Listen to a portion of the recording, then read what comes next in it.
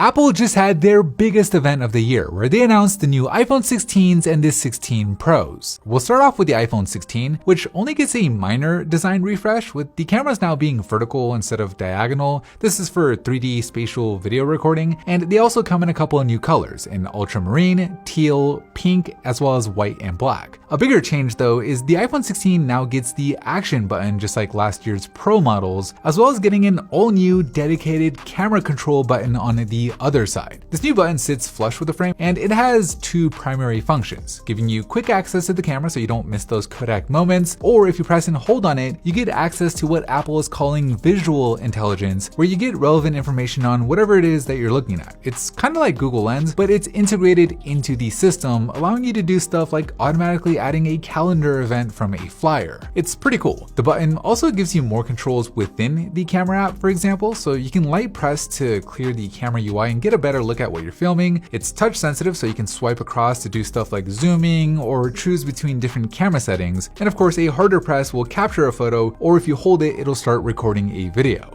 In terms of the camera system itself though, there's an upgraded 48 megapixel fusion camera, where just like last year, you can zoom in 2x with full resolution from that single lens, but this year the 2x camera actually uses its own image pipeline and captures 1.6x more light. But the bigger improvement comes with the ultra-wide camera, which now has autofocus, meaning you can actually capture macro photos with the regular iPhones now, where before that was only on the Pro models, and with an improved aperture and larger pixels, the ultra-wide camera can now capture 2.6x more light, which is huge given that the ultra-wide camera has always been the one that struggled in low light. Under the hood, unlike last year, the iPhone 16s actually get a new chip in the A18, which is equipped with a 16-core neural engine that allows for 2x faster machine learning. So all that Apple Intelligence stuff is going to run faster, or just be able to run at all, from the writing tools and custom emojis to Siri having your personal context, to where you can describe a photo in your photo gallery and Siri will go and find it for you. It can even do specific moments in a video, or you can even ask it for like that recommendation that your friend sent you a month ago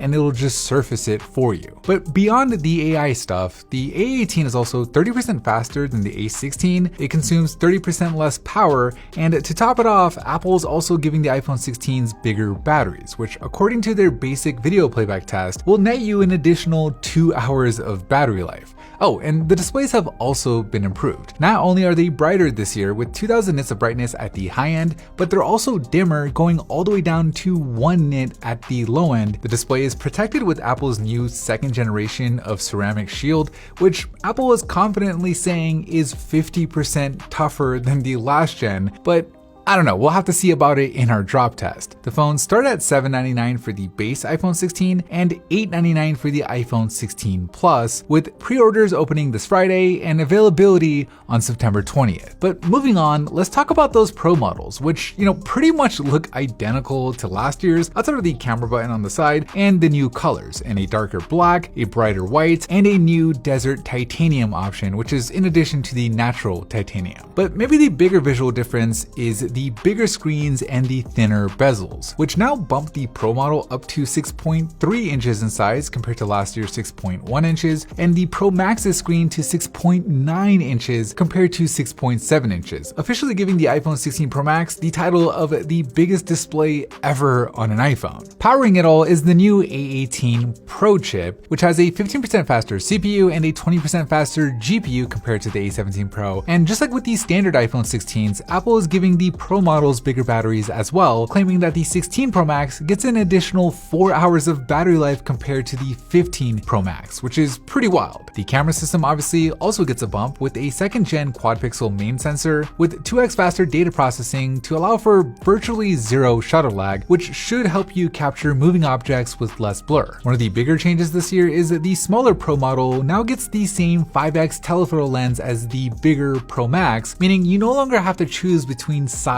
and camera quality. There are a few updates to photographic styles with more options to tweak and customize them. There are new framing options in the camera settings so you can get the shot just right for whatever social media, and for the first time in a long time, slow motion gets an upgrade with the ability to now capture in 4K 120, which is a huge jump over the 1080p 120 that we've had for years. Audio quality also gets a boost with what Apple is calling 4 studio microphones with a lower noise floor and spatial audio capture, and there's a new audio mix mode that lets you choose between 3 settings when shooting a video to focus either on the subjects in frame. There's a studio mode to clean up and dampen sound, or a cinematic mode that maps the sound for surround sound. And finally, Apple also made improvements to MagSafe with faster wireless charging and improved magnetic attachment. We'll be covering it all soon with more details, but for now, the iPhone 16 starts at $999 for the 128GB model, with the Pro Max starting at $1199 for the 256GB model.